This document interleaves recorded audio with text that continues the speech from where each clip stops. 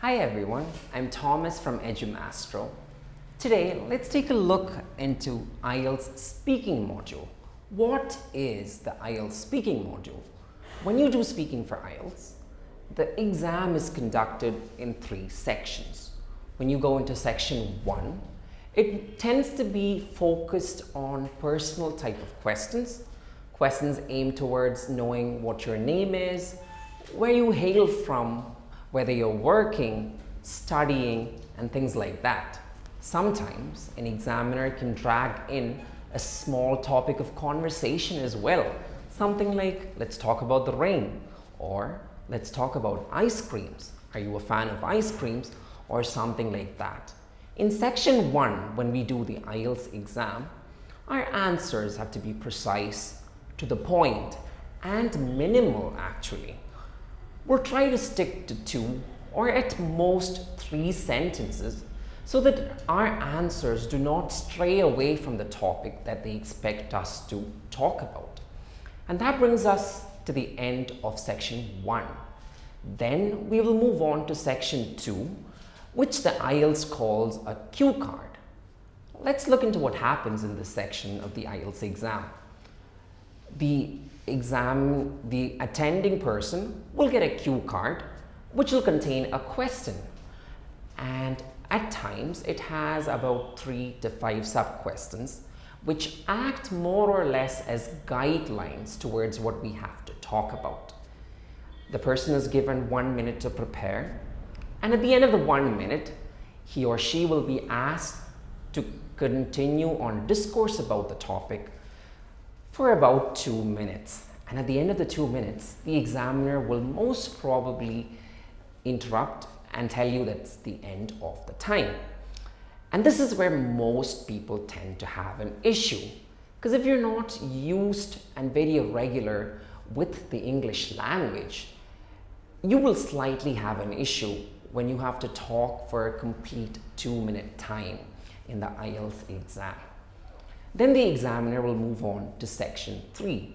In section 3, it'll be follow-up questions pertaining to the topic that was discussed and talked about in section 2. Section 3 questions usually require and mandate longer answers.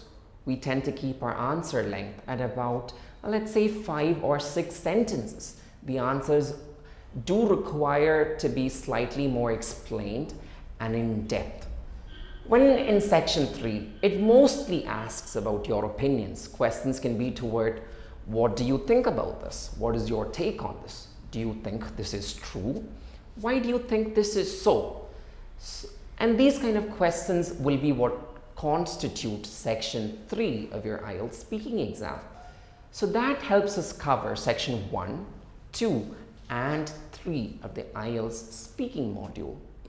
But then again, a lot of people take the IELTS speaking exam and then fail to pass the threshold of maybe a 6.5 or a 7, which is required more often than not for immigration purposes. Let's look at what they band you on, what is required when you're speaking, and how any person can improve their speaking skills. So the first thing that they look for when you're doing a speaking session is your fluency and coherence. You might be thinking, what is fluency? Well, I always tell my students there's 2 aspects to fluency. The first being audibility. And this is not just for the IELTS exam. Almost all exams, say IELTS, TOEFL, even the PTE, mark the speaking recordings based on a recorded audio clip. So we know from life experience that when things are recorded, the quality of the audio usually goes down. And as someone who is paying for an exam and attending it, it turns to you as your personal responsibility to make sure that you are properly heard when you're doing your exam. That's where the clarity and the audibility comes in. So you have to be loud enough. Make sure you're loud enough to be heard, while at the same time not overpowering. So keep that in mind when you do your IELTS or any proficiency exam, speaking task. And the second thing that falls into fluency is the pace at which you speak. So if you speak too fast, there is a high chance that you're not clear enough. So keep it slow. There's no need to rush. Take your time, answer in your own time, but at the same time, make sure you're not too slow such that it sounds like you're lagging and trying to pry for time. Keep it audible and keep it well paced. And then we have coherence. What does coherence mean? So when we give an answer to a question that is asked, we have to limit ourselves to the scope of the answer. Do not go off topic. Do not beat around the bush. Come straight to your answer. Provide an explanation where it is necessary. This may sound very easy, but for most students that I come across, fluency and coherence tends to be a very hard thing to keep pace of. So how can someone work on this is the key question that everybody would love an answer to. So with regard to fluency and coherence, you basically need excess practice in using English. For most non-native speakers, what happens is when we are asked something, we take it in, and when it is inputted into our brain, we think of an answer. The first answer, more often than not, that comes to our head will be in our native language. Then there comes in a translation process, which brings about a small time frame gap of thinking. This is something that you do not want to convey to an examiner who's sitting in to listen for your speaking test. How can you improve on this? When you're at home and nobody's watching, definitely try to talk to yourself in English. In your day-to-day life, when you see things happening around you, try to describe them to yourself. Try to assimilate things in and around you in English. That's the best practice to bring English in a daily step-by-step use into your life. There is no other way to improve your fluency and coherence at the same time. Another practice that I suggest to my students is when you go home and you're by yourself, say you're cooking lunch or you're cooking dinner, act as if you're part of a cookery show. There's no harm done. Then give instructions on what to do. Act as if you're the master chef. Give a detailed outline how to cook the dish that you're preparing.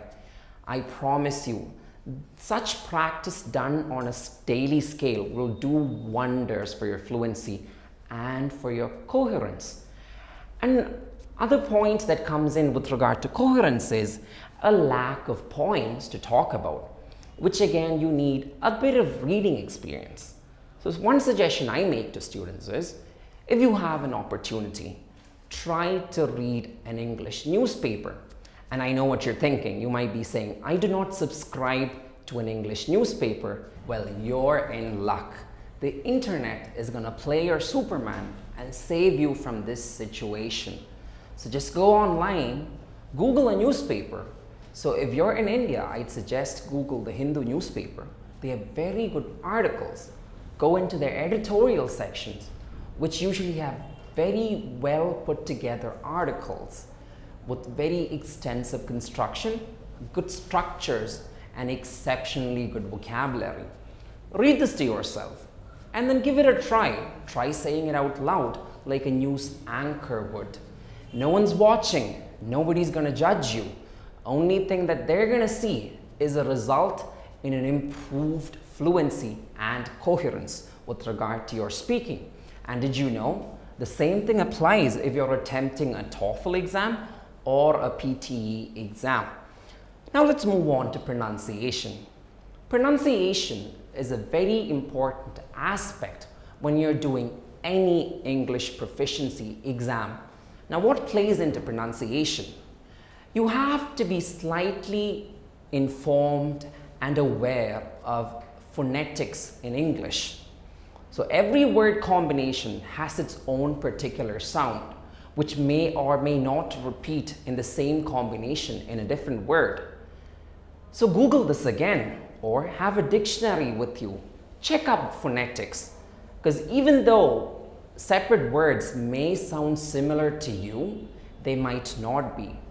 For an example, we have a word B-O-A-T, which is pronounced as boat.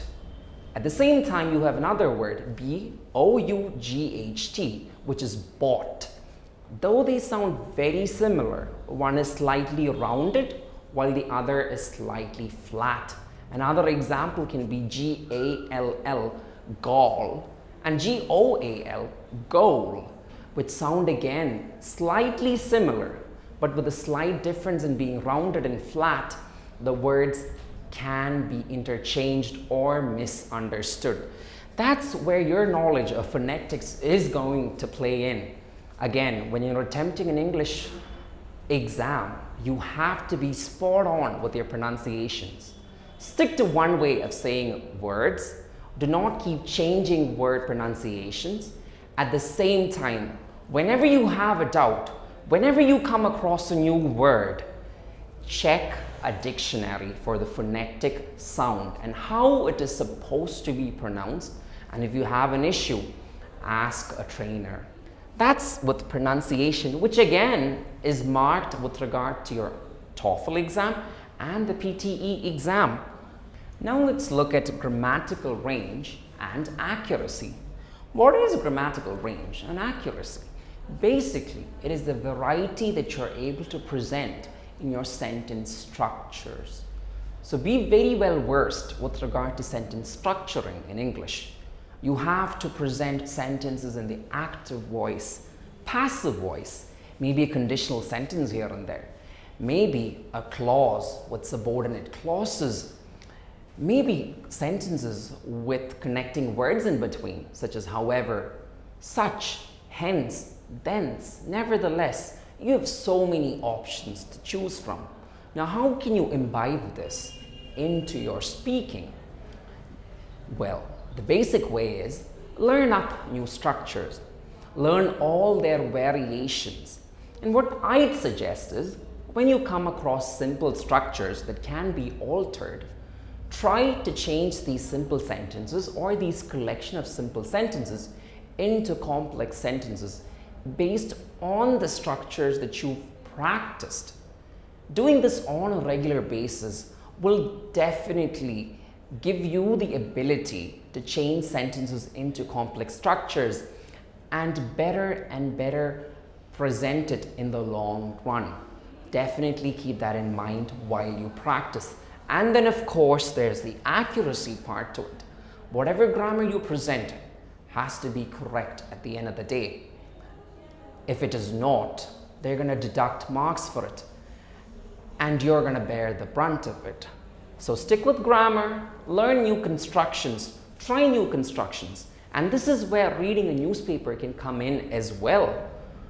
When you read good articles that are presented well, you come across new structures that you might not have come across at an earlier period of time. Definitely try to imbibe it into your daily structuring of sentences, whether you're speaking or writing. Say you're too lazy to take up a newspaper hobby, you can always watch TV.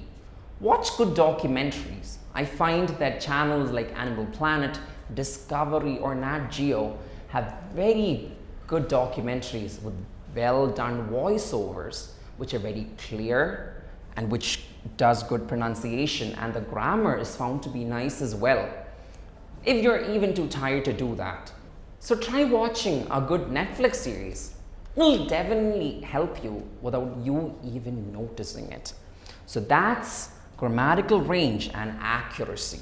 And then the last portion we have is, of course, lexical resources.